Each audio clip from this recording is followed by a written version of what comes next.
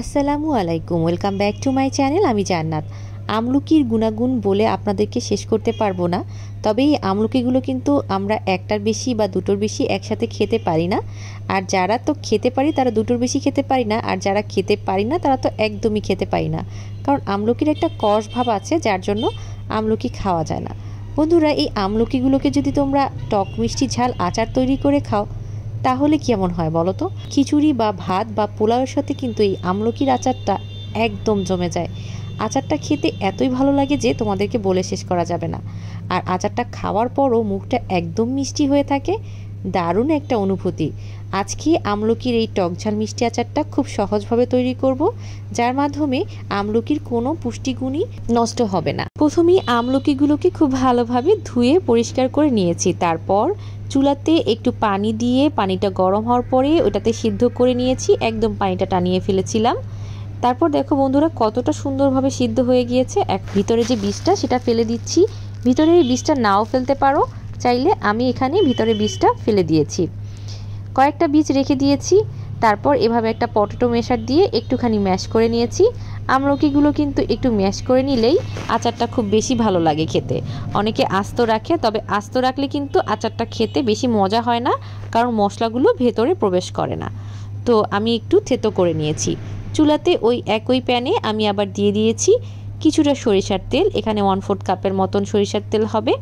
তারপর দিয়ে দিয়েছি 1/4 কাপের মতন রসুনটাকে আমি আস্তই রেখেছি। শুকনো মরিচ 3-4টা দিয়ে দিয়েছিলাম।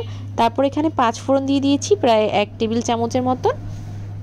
হালকা করে একটু ভেজে নেব। তারপরে ডিপ ফ্রিজে আমি কিছু সরিষা বাটা পেস্ট করে রেখেছিলাম, সেখান থেকে আমি 1 টেবিল চামচ পরিমাণ সরিষা বাটা দিয়ে দিলাম।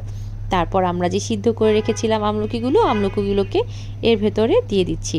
যেহেতু এখানে আমরা আমলকিতে সিদ্ধ করার সময় লবণ ব্যবহার করেছিলাম, তাই এক্সট্রা করে লবণ ব্যবহার করছি না। এখানে আমি 1/2 কাপ পরিমাণ চিনি ব্যবহার করছি। পরবর্তীতে চিনি আমি আরও ব্যবহার করব। চিনিটা থেকে পানি বের হবে। চিনিটা থেকে পানি বের হয়ে গিয়েছে। এর ভেতরে আমি দিয়ে দিলাম 2টো এলাচের মুখটা ফাটিয়ে নিয়েছি। সুন্দর একটা কালার আসার জন্য হালকা একটু হলুদ গুঁড়া, এখানে 1 চা চামচের 4 ভাগের 1 ভাগ হলুদের গুঁড়া হবে, দিয়ে দিলাম। তারপর খুব ভালোভাবে মিশিয়ে এটাকে নাড়তে থাকবো। নাড়া হয়ে গেলে এর ভেতরে আমি একটুখানি ভিনেগার অ্যাড করব। ভিনেগার দিলে কি হবে, এই আচারটাকে আমরা 1 বছরের বেশি সময় ধরে সংরক্ষণ করতে পারবো।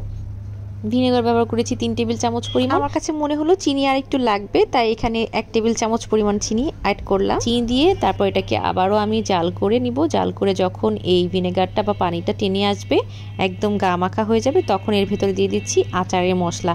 আচারের মশলার রেসিপি কিন্তু আমার চ্যানেলে দেওয়া আছে, যেটা দিয়ে যে কোনো আচারই তৈরি করা যাবে। সেই মশলা থেকে কিন্তু আমি 1 চা চামচ পরিমাণ মশলা এর ভেতরে অ্যাড করে দিলাম। তোমরা যারা সেই রেসিপিটা দেখোনি তারা কিন্তু এখনই গিয়ে দেখে আসতে পারো। আচারটাকে আমি একটু আবারও চামচ দিয়ে ম্যাশ করে নিচ্ছি। এতে কি হবে, মশলাগুলো খুব ভালোভাবে ঢুকবে, চিনিটাও খুব ভালোভাবে ঢুকবে, আচারটা খেতেও খুব ভালো লাগবে। আমি একটু খেয়ে দেখলাম, আচারটা খেতে দারুণ হয়েছে। এই আচারটাকে এখন আমি চুলা থেকে নামিয়ে নিব। এই যে দেখো রসালো একটা ভাব আছে। আচারটা খেতে এত মজা, খাওয়ার পর মুখটা একদম মিষ্টি হয়ে থাকে। এর ওপর দিয়ে কিছুটা চিলি ফ্লেক্স অ্যাড করে দিতে পারো যারা ঝাল পছন্দ করো, আর যারা ঝাল খেতে পছন্দ করো না তারা এটাকে স্কিপ করতে পারো। আমি একটু চিলি ফ্লেক্স উপর দিয়ে ছড়িয়ে দিয়েছি। এখন এই আচারটাকে ঠান্ডা হলেই আমি একটা এয়ারটাইট কাচের কন্টেনারে এটাকে ভরে সংরক্ষণ করতে পারবো 1 বছরের মতন। যদিও আমার এই আচারগুলো খুবই সামান্য, 2-3 দিনের মধ্যেই শেষ হয়ে যাবে। আচারটা খেতে এত মজা হয়েছে। ঠান্ডা হওয়ার পর কিন্তু আর একটু ঘন হয়ে গিয়েছে।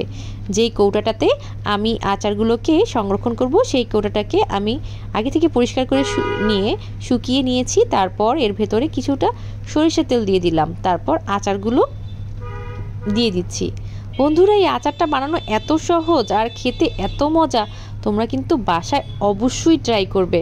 আমলকি যারা খেতে পারো না তারা তো 3-4টা আমলকি একবারেই খেয়ে ফেলতে পারবে এই আচার বানিয়ে।